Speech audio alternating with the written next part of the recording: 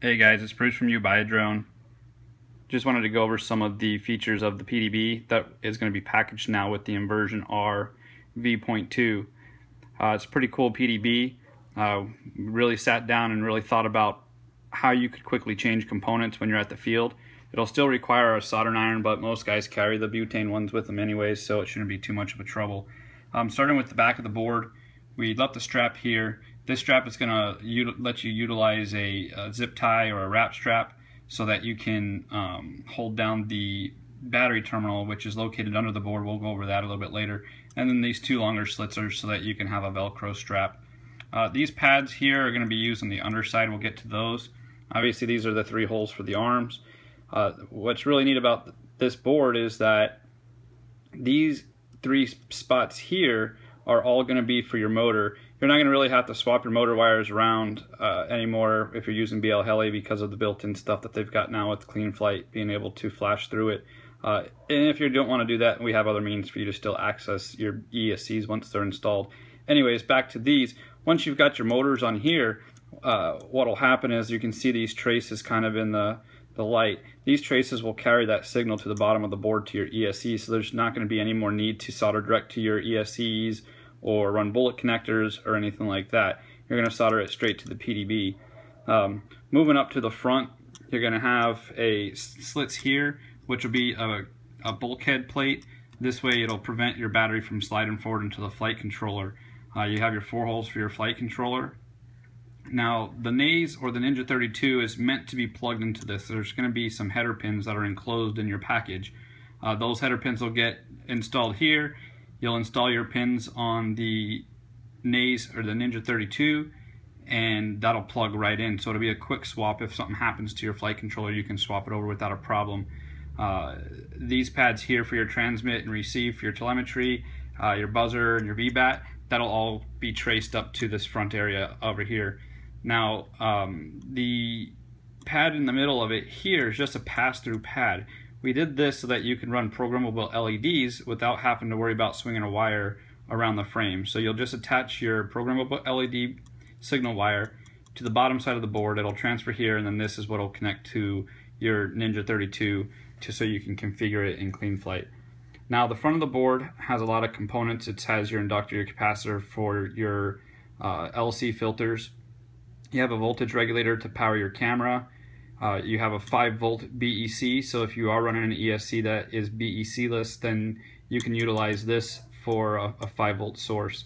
As I was saying, the buzzer, your telemetry, they're passed up to this area here, so that once the board's plugged in, you can just grab it from here. Your buzzer is directly connected to the buzzer pad. This buzzer is really freaking loud, so you won't have to worry about swapping it for a bigger one. It's going to be plenty for you. And then of course your telemetry or your TX and your RX pads are now right here as well, so you can access those without having to go back to the board. Up here we have this is going to be pre-filtered, this is going to be after-filtered video transmitter pads. You're going to have a selection here, and this is what's really neat. You don't have to use this 5-volt BEC if you don't want to. This here jumper SW, once you jump this pad, this will then turn on this BEC.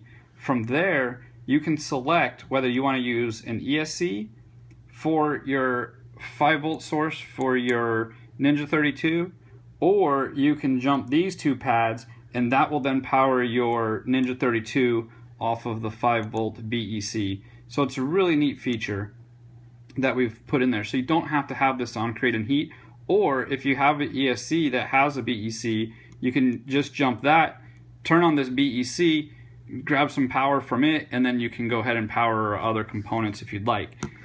This BEC will also, once turned on, this BEC will also power the 5-volt pad that's on the bottom for your programmable LEDs.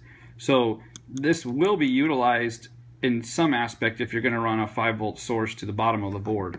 Then you've got, of course, your video pad that gets transferred back to video. You got your plus and your minus for your camera pad. These are all filtered through the LC filter, so you don't have to worry about that interference.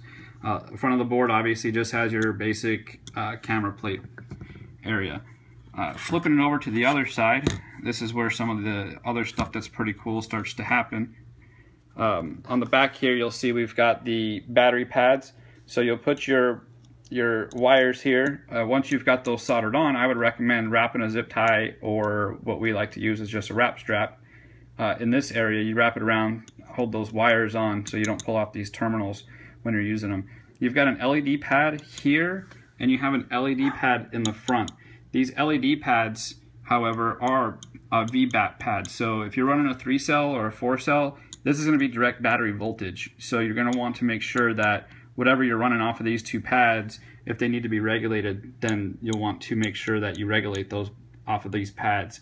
Now, when we were talking about earlier the 5-volt pad for the programmable LEDs, that's located right in the middle of the board here. So you'll have a 5-volt source which is powered off the BEC on the top side. You obviously got a ground, and then this is the signal pad that I was talking about that just basically transfers whatever's here to the other side. So when you hook up your programmable LED pad, then the other side you'll hook up to the Naze or the Ninja 32, so you can program those via CleanFlight.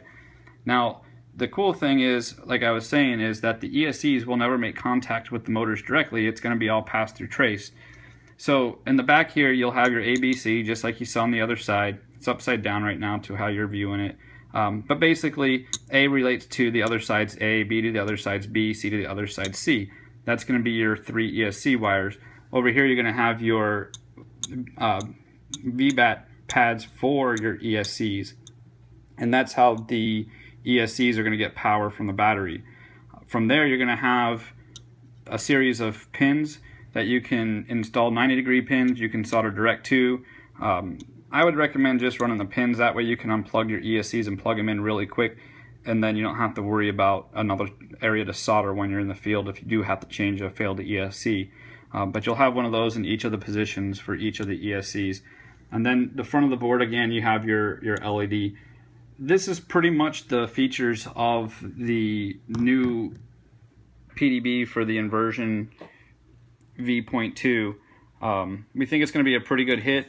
It's again built around ideas of quick swaps in the field, no more bullet connectors, no more digging through wires to get to areas of your frame to rebuild it when you crash. It's going to be a pretty big hit. So if you have any questions, jump over to our Facebook page at You Buy a Drone.